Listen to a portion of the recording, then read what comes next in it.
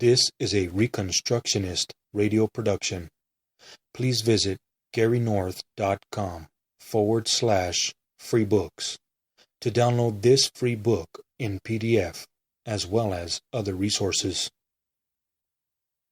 The title of this audiobook is Christian Reconstruction: What It Is, What It Isn't, by Gary North and Gary DeMar. Published by the Institute for Christian Economics, Tyler, Texas. Copyright Gary North and Gary DeMar, 1991. Part 3. Question 13. What is the proper response? By Gary North. One witness shall not rise up against a man for any iniquity, or for any sin, in any sin that he sinneth. At the mouth of 2 witnesses, or at the mouth of 3 witnesses, shall the matter be established. If a false witness rise up against any man to testify against him that which is wrong, then both the men, between whom the controversy is, shall stand before the Lord, before the priests and the judges, which shall be in those days, and the judges shall make diligent inquisition.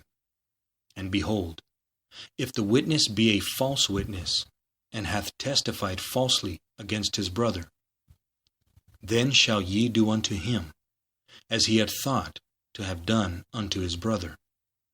So shalt thou put the evil away from among you. And those which remain shall hear and fear, and shall henceforth commit no more any such evil among you. Deuteronomy 19:15-20. Our critics have repeatedly misrepresented us.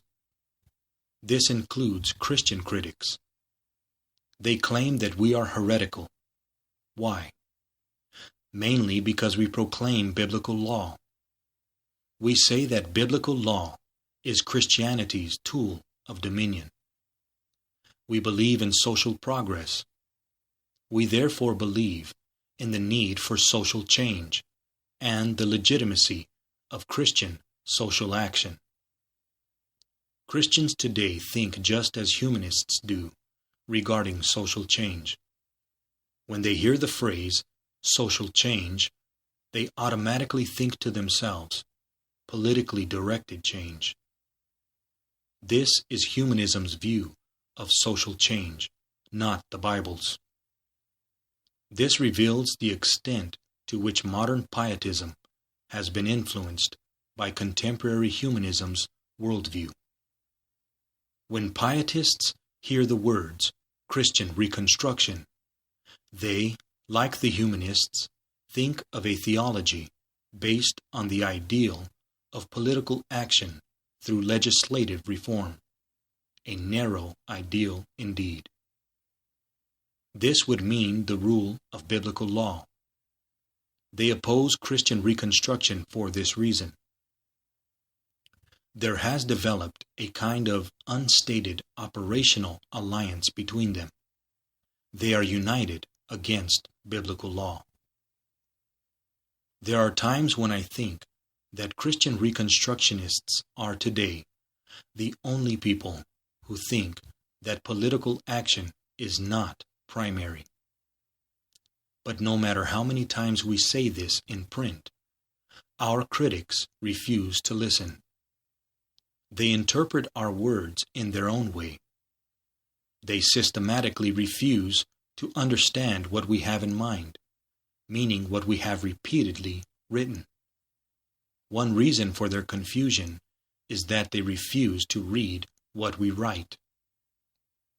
This book is a short, concise, and representative example of what Christian Reconstructionism is, and also what it isn't. It is short enough and cheap enough to give even the laziest critic an accurate survey of Christian Reconstructionism. There will be no further excuse for misrepresenting our position. Will this end the misrepresentation? Not a chance. Misrepresentation sells almost as well as sensationalism does. Therefore, this book is not merely a positive statement of our position. It is also a rebuttal. We are tired of the lies and misrepresentations. We intend to leave the liars without excuse. This presents us with a dilemma. Should we respond at all? Or should we remain passively quiet, as if we had not been attacked, and not merely attacked, but misrepresented, and in some cases, even slandered? Should we give our followers the impression by our silence that we are incapable of answering, thereby giving credence to our attackers' accusations? Or should we present our case forcefully, which of necessity means refuting our opponents' cases forcefully? If we do, our opponents will wrap themselves in the swaddling cloths of humility and call us confrontational, uncharitable, and unchristian. They place humility at the top of the list of desirable Christian attributes in modern political pluralism's naked public square, far, far above the 9th commandment, which they ignore with impunity when discussing Christian reconstruction. Fools rush in. Because I am heavily involved in promoting a very controversial variety of Christianity, I receive my share of criticism, mostly from other Christians. Non-Christians, for the most part, pay no attention to us. One nonprofit public broadcasting system TV documentary by Lyndon B. Johnson's former press agent, one Wall Street Journal editorial page essay by a theologically liberal sociologist, and that is about it. Nothing of any consequence happened after either event, so I assume that no one is paying much attention to us in humanism land. Not so in Christian circles. Christian leaders recognize the obvious. If we are correct in our views, then they are incorrect. Not only incorrect, they are hindering the expansion of the kingdom of God by their narrow definitions of what constitutes evangelism, Christian social service, and personal responsibility in such areas as education, abortion, and public policy. They have so narrowed the range of legitimate Christian concern that they have become operational allies of secular humanists. In the name of God, they have rented out about 98% of his world to Satan's earthly representatives, using a lease contract that reads, irrevocable until the second coming of Christ. They do not see the obvious. Kingdom means civilization. God's kingdom is a cosmic civilization linking heaven and earth. He is the king of both realms. But their view of kingship is flawed. They believe that God is indeed king of heaven, but on earth he is a king only of the regenerate heart, the Christian family, and the local congregation. In their view, God is king in name only over everything else. To them, civilization means the devil's realm, and they make it clear that Christians should not set foot in it. The focus of their concern has been the personal vices of liquor and tobacco. In the doggerel that used to be applied to the fundamentalists, and still should be, I don't drink, and I don't chew, and I don't go with the boys who do. Demon rum is still their primary enemy, not demon public education. The more books I write, the more letters I receive from critics who call themselves Christians. These letters are for the most part rational and coherent. This is probably because Christian Reconstruction is still a comparatively small intellectual movement with only a few thousand regular readers per organization. The publicly announced estimate of some 20 million Christian Reconstructionists was made by an overly optimistic gentleman whose nonprofit foundation, I can assure you, is not being sent $1 a year by each of these supposed 20 million disciples. The percentage of certifiable crazies in any population is limited, so I get only moderate amounts of mail from them. Those people who write to me are often donors who just want clarification. I usually answer donors' questions, even silly ones. Sometimes I am downright civil. A few of these letters are sent by people who, if they are not fools, certainly do a passable imitation. If I were to answer every critical letter, it would only encourage the crazies. They would just write more letters, demanding more responses. In the name of Christian humility, they always demand my immediate detailed response. Any leader in any field who gets involved in writing detailed letters to the crazies on his mailing list, let alone outsiders, places a low value on his time. His written replies will only encourage the nuttier of the letter writers. It makes them feel important. They are not important. They are loonies. The ones who enrage me most are the racists, who implicitly place genetics above the covenant as an explanation for social change.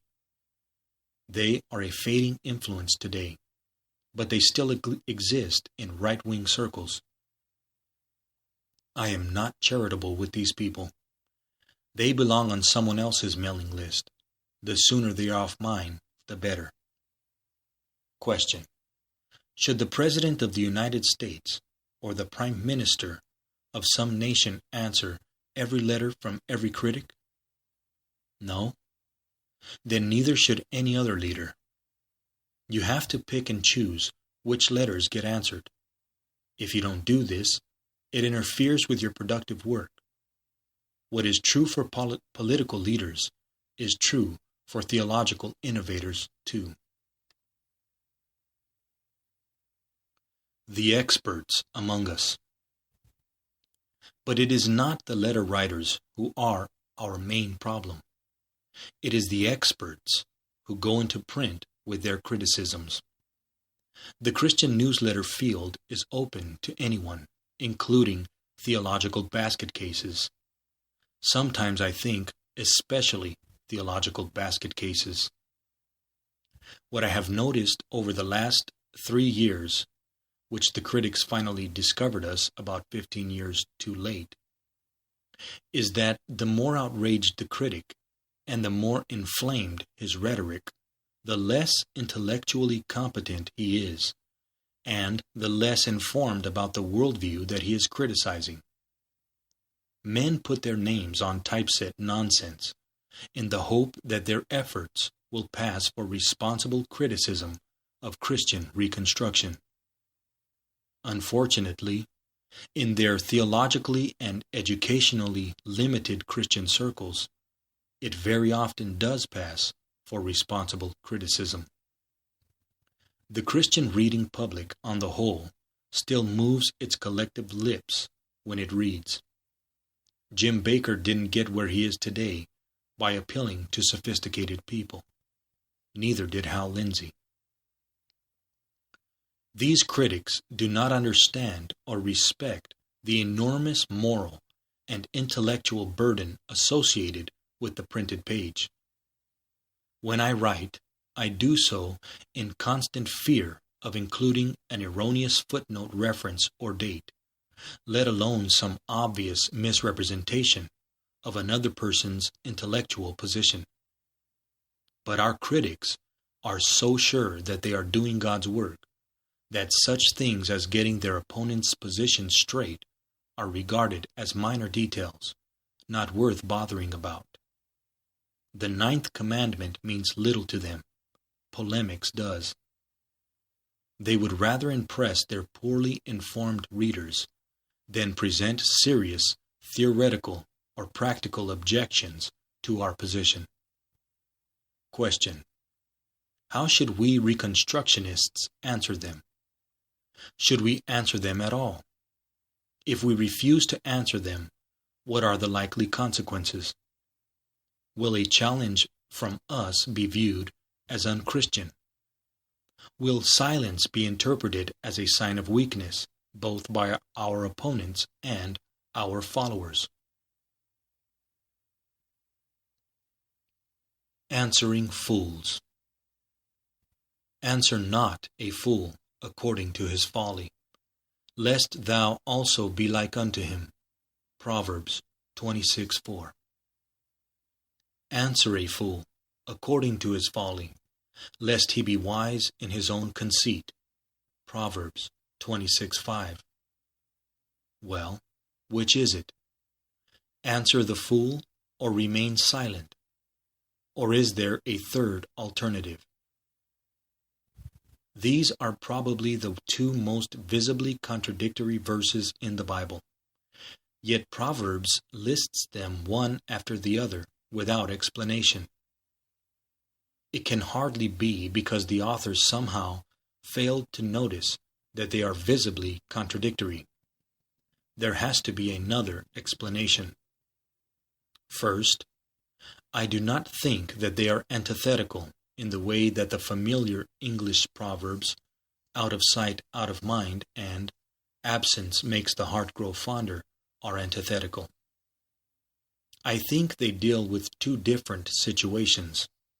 The trouble is, we do not know for certain what these situations are.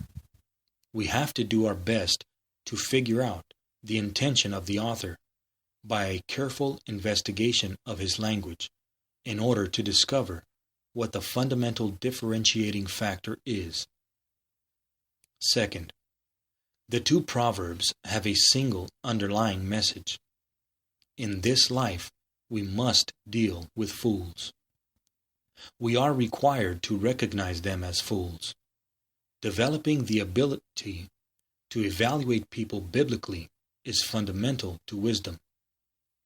Distinguishing the fools from other kinds of critics. In one of the most important postmillennial passages in Scripture, Isaiah 32, we are given this prophecy regarding the coming millennial era of blessings. The vile person shall be no more called liberal, nor the churl said to be bountiful. Isaiah 32:5. In our day, as in Isaiah's day, vile people are called liberal. I offer a classic recent example, the defensive responses of the highly paid functionaries of America's National Endowment of the Arts. Critics had identified as reprehensible such taxpayer-financed works of art as the Piss Christ, a photograph of a crucifix in a glass case filled with urine. Who says the U.S. government cannot lawfully use tax money, $15,000, to promote religious symbols? The symbols just have to be submerged in urine first. When U.S. Senator Jesse Helms protested this use of taxpayers' money, he was liberally attacked in the liberal press as a censor and potential book burner. Who is the liberal? Who is the churl? God tells us to make such distinctions. Avoiding folly. The differentiating factor in the two proverbs is the spiritual condition of the responder. Answer not a fool according to his folly, lest thou be also like unto him. Proverb 26:4. Any Christian who has a tendency towards foolishness, shooting from the lip, for example, should be kept his mouth tightly shut. Proverbs 17:28. If the churl is sarcastic, the targeted victim should not be sarcastic. This strategy, by the way, is a very good debate technique. It may be that the most important public debate of modern times was lost because an anti-Christian honored this rule, and his Christian opponent didn't. The story comes down to us of a crucial 20-minute debate at Oxford University in 1860 between Bishop Samuel Wilberforce and Thomas Huxley. The subject was Darwinian evolution, a theory first presented to the public in 1858 with zero effect, and presented again the following year in The Origin of Species with revolutionary effect. The book and its sequel offered the most important intellectual defense of racism ever written. They laid the theoretical foundations of modern racist theory. Huxley was taking Darwin's place at the podium, as he did for the remainder of Darwin's life. Darwin never appeared in public debate. This legendary hypochondriac avoided all such distasteful confrontations. But Huxley became a mighty representative. He became known as Darwin's bulldog. Wilberforce, Bishop of Oxford, son of the great Christian social activist William Wilberforce, was not a scientist. Yet he agreed on a few days' notice to debate the man who would develop and promote the Darwinian position tirelessly over the next generation.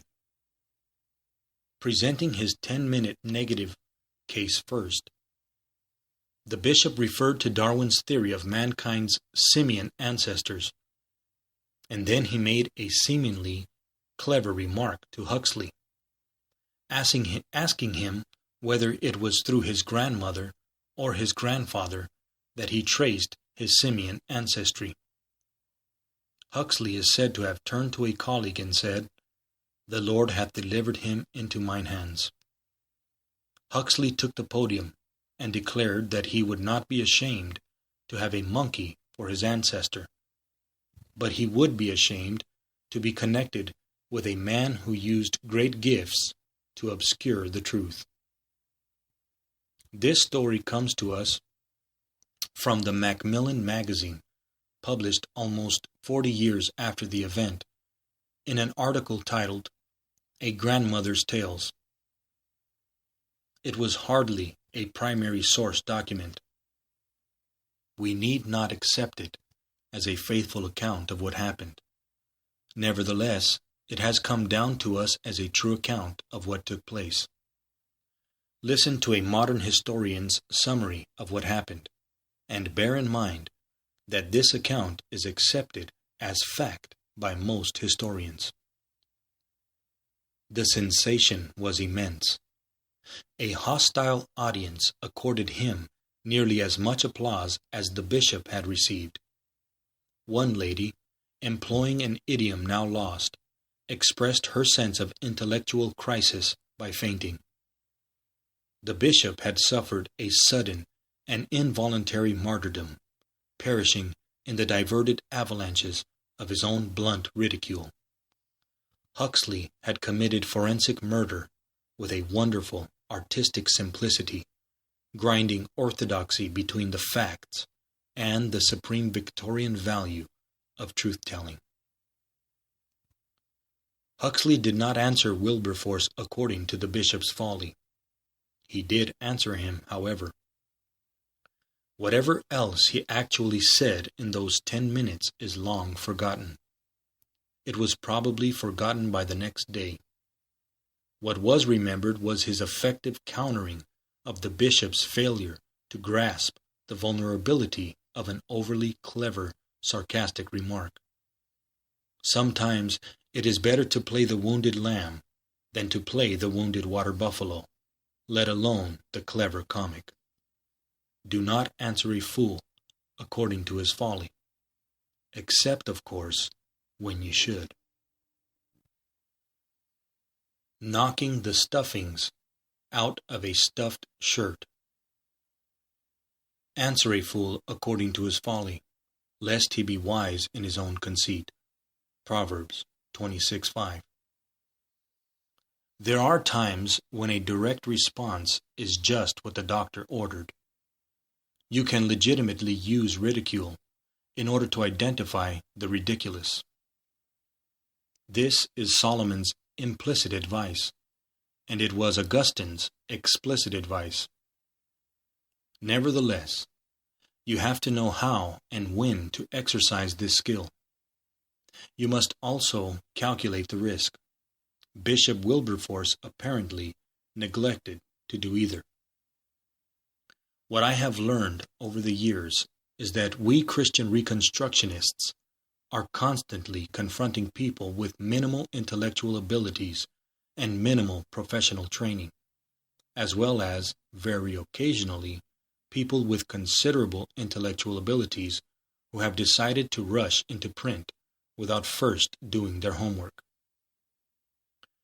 They are not the type of fool identified in the Bible, people who have said in their heart that there is no God, Psalm 14:1.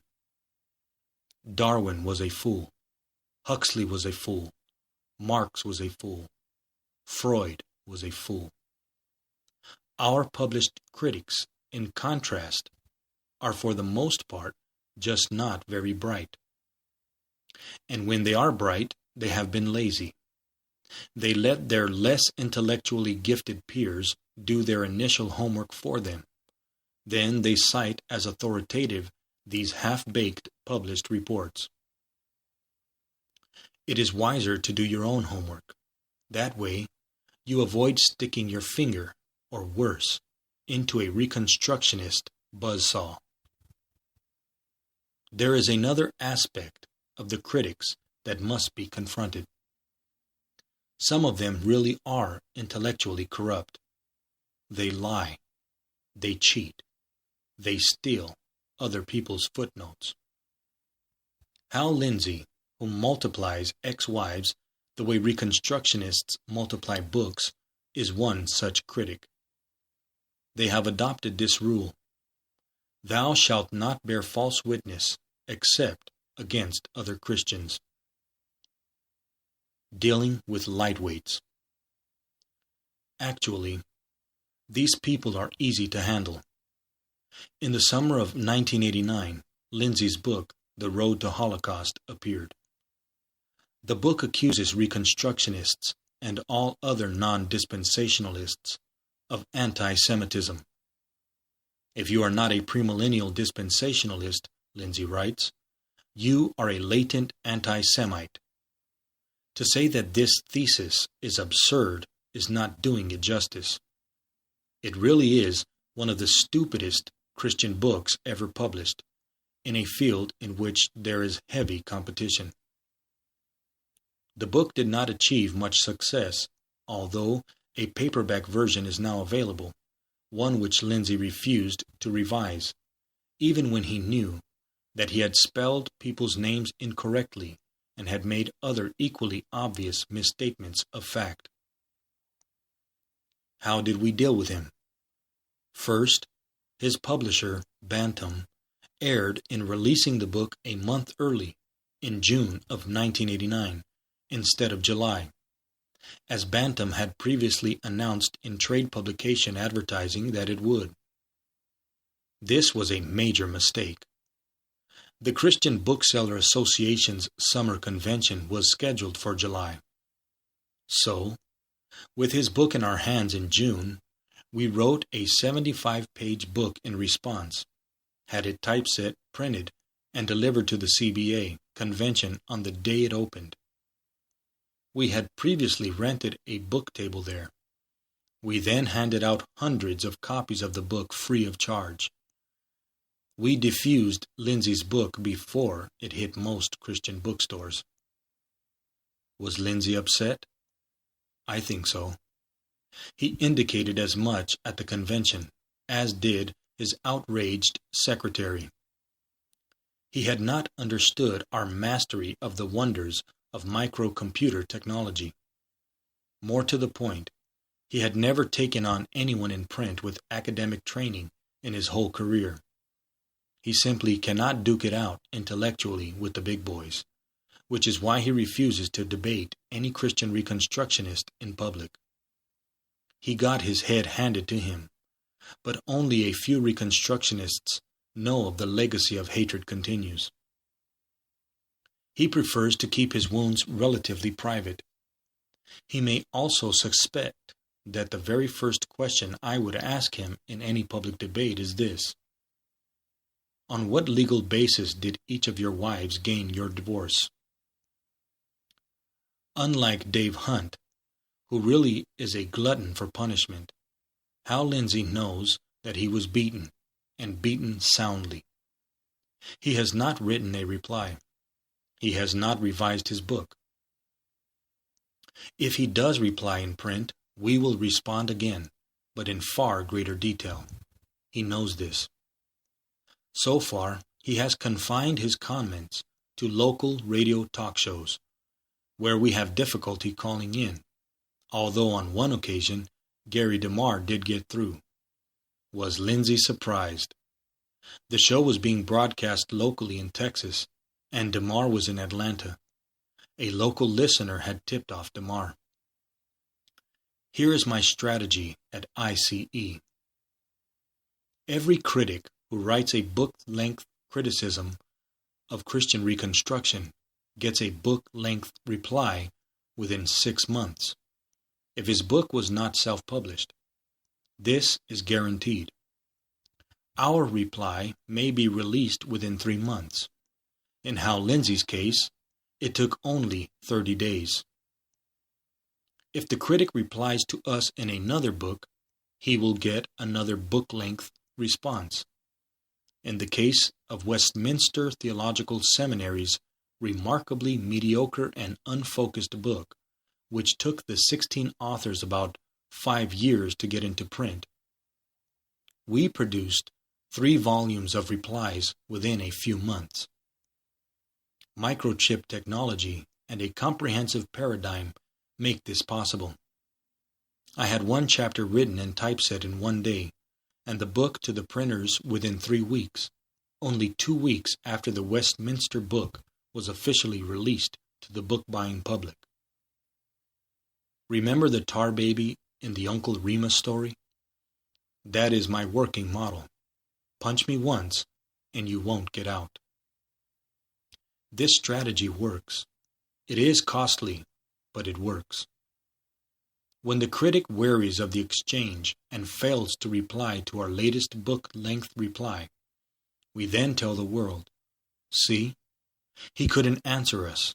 He clearly has no intellectually defensible position. Tactic or not, it really is true. The critics cannot defend their position. It just takes some of them a long time to figure this out. There are some amazingly slow learners out there. Just how seriously should we take critics who begin their articles as both Richard John Newhouse and Errol Hulse began theirs, with the frank admission that we Reconstructionists have written too much for any critic to be expected to read. Then they attacked us anyway. As the critics multiply. Consider Richard John Newhouse. He is a liberal theologically, but he has the reputation of being somewhat conservative culturally. He is also by neo-evangelical standards a scholar. At the time he wrote his critical essay, he was still in the neo-evangelical camp. A few months later, he joined the Roman Catholic Church. Previously, he had been unceremoniously booted out of his former employer's New York offices. In First Things, 3rd issue, he attacked Christian Reconstructionism. His attack was not a book. It was merely a short essay in a new, unknown journal, written by a man in theological transition. it had very little impact, even before he switched churches. Here is our problem. We freely acknowledge that Reverend Newhouse is a literate man. He is vaguely conservative socially. He has his own small circulation magazine. What is the proper response? Write a whole book? But hardly anyone in the evangelical Christian world has ever heard of him. Wouldn't a whole book be overkill? Should we answer him line by line? Where? In a newsletter? This would be boring to most of our readers. Also, he is not exactly skating on thick theological ice. He calls us heretics, yet he himself does not believe that Jews need to accept Christ as Savior in order to be saved. Calling us heretics demonstrates, to put it bluntly, considerable chutzpah on his part. A few of the more literate of our followers, nevertheless, worry about what Reverend Newhouse has said. I received exactly one letter that asked, basically, what do you say in response to Dr. Newhouse? Mainly I say this. I wrote a 700-page book refuting Newhouse's civic theology of political pluralism, political polytheism. I specifically identified his position as intellectually and theologically indefensible, and showed why it is. Did he respond to me in his 1990 article? Hardly. He did not refer once to the book. Just how seriously should I take Mr. Newhouse? Not very. Besides, how many Newhouses are there in the world? How many Anson Shupes? How many times must we answer the same unsubstantiated accusations, the same misrepresentations, and even the same misspellings repeated endlessly? What profit is there in replying to people who freely admit, as Newhouse admitted, that we Reconstructionists write too many books for them to read? They still go into print with their unsupported accusations. Some of our followers have a bad case of, what have I gotten myself into? They are in a tight little groups of antinomian pietists, and they have identified themselves as Reconstructionists. Now the little group's spokesman has publicly called us heretical, or worse. What to do? They feel they must respond, but they don't feel competent to do it. So they expect one of us to respond to the little group's critic. They see this as our duty. They do not recognize that we are increasingly coming under fire from late responding leaders of lots of little groups. We dare not waste time responding to every newsletter attack, yet each member of each little fringe group expects us to respond. Residents of dispensational ghettos. Those who have still not made the break from dispensationalist churches, mainly charismatics, who have become postmillennial, may even worry about what Dave Hunt has said recently, even though Mr. Hunt is arguably the world's second worst debater. Even though he has steadfastly refused to reply to 2 volumes of detailed material aimed directly at him, even though he is an accountant rather than a theologian, even though the man is too lazy to provide indexes for his books. I had one person write to me telling me that I just had to write a reply to Hunt's Whatever Happened to Heaven, as if Gary DeMar's 2 volumes had not already publicly disemboweled Hunt. Why should I? It is not written only about Reconstruction. He refuses to respond to DeMar, just as Ronald Sider's 2nd edition of Rich Christians in an Age of Hunger failed to reply to David Chilton's Productive Christians in an Age of God Guilt Manipulators. It should be clear to anyone who has read both sides who won each of these debates. It was not our critics.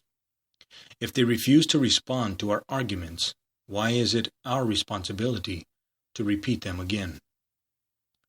Ron Sider has had the wisdom to stop writing about world hunger and the need for a graduated tithe. He writes today mainly about the evils of abortion and homosexuality, which is why he has become a pariah among his former Sojourner colleagues. But Dave Hunt refuses to go away quietly. He writes his book-length dispensational tracts as if he had somewhere answered DeMar's point-by-point refutation. Gary who, he asks.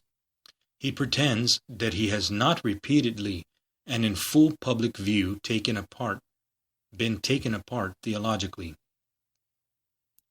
He can get away with this only because his followers do not read serious books. Now he needs to answer the Pasantino's book, Witch Hunt. I suggested the title, which went through 3 printings in 4 months. I will not hold my breath waiting for his reply. Dave Hunt's problem is that he is intellectually incompetent in matters of theology, a fact he freely attests to by his constant refrain during public debates when he is losing the argument. I am not a theologian, but he surely isn't. No buts about it. He systematically refuses to respond, line by line, to our previous published criticisms of his facts, his logic, and his outright lies. What is our appropriate response? We have written 2 full-length books against him. He has yet to respond. What now? I'll tell you what. We will go on down the road, presenting a comprehensive, positive alternative to Hunt's ever-predicted, never-fulfilled rapture. The best defense is a good offense. Dave Hunt can't beat something with nothing. The best answer to bad negative theology is good positive theology. The best answer to historical despair is the gospel of Jesus Christ. This book is our answer. In my section of this book, I stated the Christian Reconstructionist position on the kingdom of God in history, which is the major target of the critics. DeMar in his section answered 11 of the most frequently asked questions about Christian Reconstruction. We have kept the book simple, so simple that even a Christianity Today editor will be able to follow it. It is our hope that readers will take these answers seriously. It is also our hope that our future critics will think carefully about these answers before going into print to tell people what we believe. We exercise faith that they will do this. You know what faith is: the substance of things hoped for, the evidence of things not seen. Hebrews 11:1. After all, we are postmillennialists. Optimism in the face of contrary recent evidence is basic to our eschatological perspective. To all of our dedicated but nervous readers, we implore you to make sure that before you get the heebie-jeebies the next time you read some criticism of our movement in the pages of yet another obscure little Christian newsletter or magazine written by someone who has yet to write his first book, you get out your dog-eared copy of this book and see if the critic has read it. See if he is responding to what we have written here. See if he even knows what questions to ask. Our critics so far have been utterly incompetent. How do I know this? Because I know the soft underbelly of the Christian Reconstruction position. Every insider knows where the weak chinks are in his movement's armor. The best test of a critic's mastery of his opponent's system is his ability to go straight for his opponent's weakest spots. He will not be sidetracked. If he can do this, he will draw blood. He will create consternation and confusion within his opponent's camp. This has not happened so far. Yet Rushdoony's Institutes of Biblical Law was published in 1973, and Bonson's Theonomy and Christian Ethics appeared in 1977. If the critics had answers, we would have heard by now. Our critics have been remarkably easy to refute, usually by citing verbatim what we have already published that they never read or at least forgot. It is safe to say that they have not known what they were doing. Critics who expose themselves publicly to refutations as thorough and specific as Demar and Leithart's The Reduction of Christianity, or Bonson and Gentry's House Divided, need not be taken seriously. Why are we so confident? Because we have already won the intellectual battle. Our critics waited too long to respond.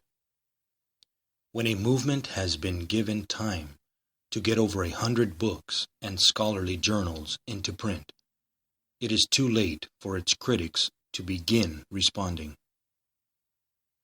The critics now have too much to read, and they refuse to do the necessary work.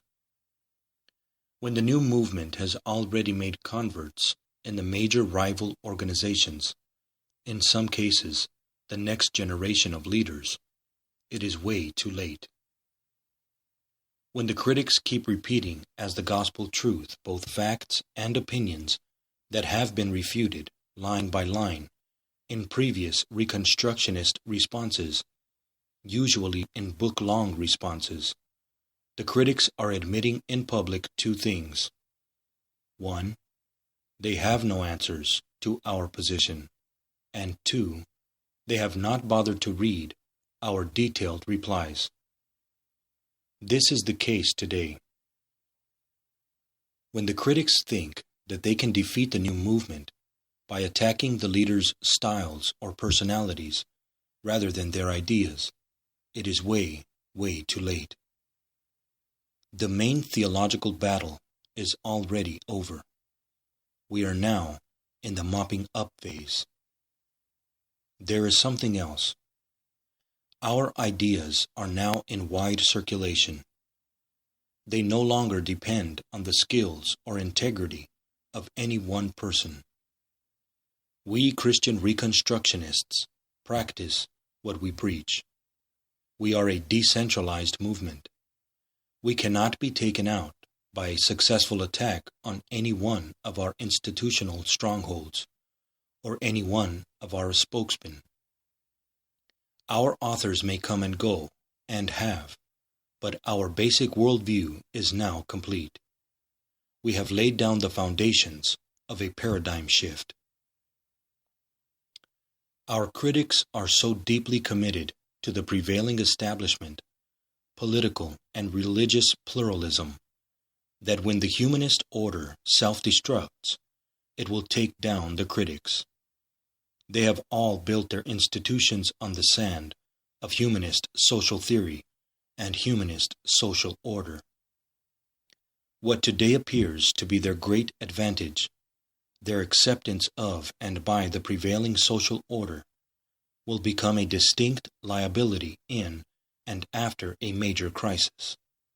That crisis is coming, long before Jesus does. Running for cover. When Wayne House refused to debate Greg Bonson in public, having bragged previously that none of us would meet him in a formal debate, and after he left the prestige of Dallas Theological Seminary for the obscurity of Western Baptist College, it was obvious who had won the theological debate. Neither House nor ICE is ready today to defend himself in formal debate from the devastating responses in House Divided. They are both backpedaling. For example, in their traditional dispensational assertion, known by every church historian to be false, that postmillennialism was invented by Unitarian Daniel Whitby in the early 1700s, despite the obvious postmillennialism of Puritanism in the 1600s. Dispensational theology is in sad shape. Worse, it is in terminal shape. John Valverde's remarkably embarrassing attempt to respond to House Divided only adds to our conviction that dispensationalism is an intellectually dead system whose own supporters refuse to defend its details in public. They are now redesigning the whole system. When the leading theologian of the movement, Valverde, says in print that an entire book is needed to reply to House Divided, which is itself a response to the one attempted defense of dispensational theology in a generation, and then says he does not intend to write such a book, you know the dispensational movement is in its final stages. The movement has yet to respond to O.T. Alice's 1945 book, Prophecy and the Church. Wait until John Gerstner's gigantic critique becomes available. Dispensationalism is now intellectually terminal. Rigor mortis has visibly set in. It is only a matter of time before it becomes institutionally terminal. When faith in Marxism faded in the Soviet Union, the system was doomed. So shall dispensationalism fade. Ideas do have consequences. A headless movement cannot survive long. Unserious spokesman. A serious author takes care to get things correct. I do not want to make mistakes in my writing.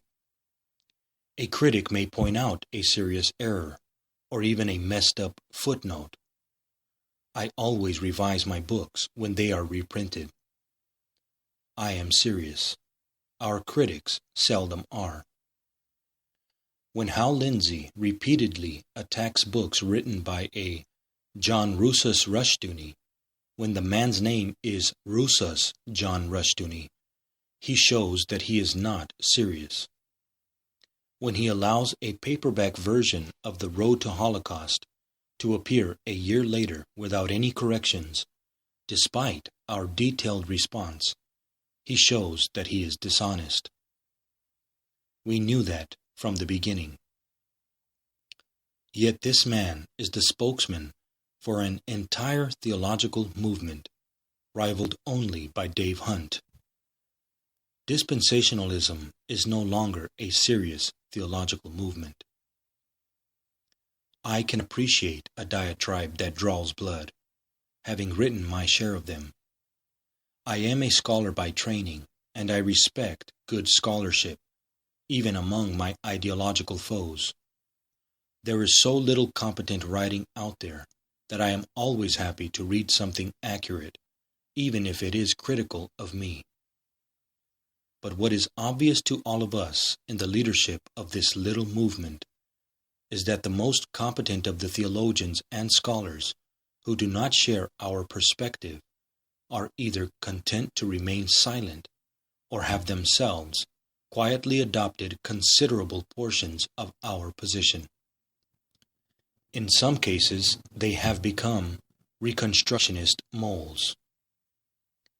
I remember in the mid-1970s, when a few pastors in the Presbyterian Church of America approached F. N. Lee, the denomination's most articulate and scholarly theologian, asking him to refute Rushdoony's Institutes of Biblical Law. Lee was already a postmillennial theonomist by that time. Rushdoony had persuaded Craig Press to publish Lee's communist eschatology. This sort of thing has happened more than once. The critics call in their big guns, and the big guns then proceed to blow a hole in the critics' defenses. It must be very discouraging to them. If it isn't, it should be. Here is the plight of our institutional opponents. We keep picking off the best and the brightest of their disciples. The best and the brightest people want to make a difference in history. and they are attracted to a theological position that teaches that Christianity can and will transform world civilization. They are not instinctively attracted to eschatological positions that proclaim progressive Christian impotence as a way of life. When they see a theological alternative, they adopt it. Conclusion. It boils down to this. Our critics can't beat something with nothing. We have offered and continue to update a consistent, comprehensive, Bible-based alternative to a collapsing humanist order. What do our critics offer as their workable alternative? If it is just another round of "Come quickly, Lord Jesus," then they are not offering much. That prayer is legitimate only when the one who prays it is willing to add this justification for his prayer. Because your church has completed her assigned task faithfully, Matthew 28:18-20, and your kingdom has become manifest to many formerly lost souls. This is surely not a prayer that is appropriate today. It was appropriate for John, because he was praying for the covenantal coming of Jesus Christ, manifested by destruction of the old covenant order. His prayer was answered within a few months, the destruction of Jerusalem. One last note. For those who still think my style is intemperate and unnecessarily personal, please read Mark Edwards' 2 scholarly books on Luther's polemics. Get a feel for what a master polemicist and pamphleteer did, and why he successfully launched the Protestant Reformation. Then reread Calvin's Institutes. When it comes to invective, I am a piker. The Reconstructionist Radio Podcast Network brings to you a complete lineup of podcasts where you will hear practical and tactical theology. Our desire is not simply that you consume our shows, but that you also live out your faith in every area of life. We can talk all day long about these things, but if we fail to put them into practice, then we fail as ambassadors of Jesus Christ our King. Subscribe now to your favorite Reconstructionist Radio Podcast Network shows, or you can subscribe to the Reconstructionist Radio Master Feed, where all of the content we produce, including the audiobooks and audio articles, will pop up as soon as they are available. And don't forget to visit ReconstructionistRadio.com to volunteer as a narrator or to partner with this ministry financially. May the Holy Spirit stir you into action for Christ and His kingdom.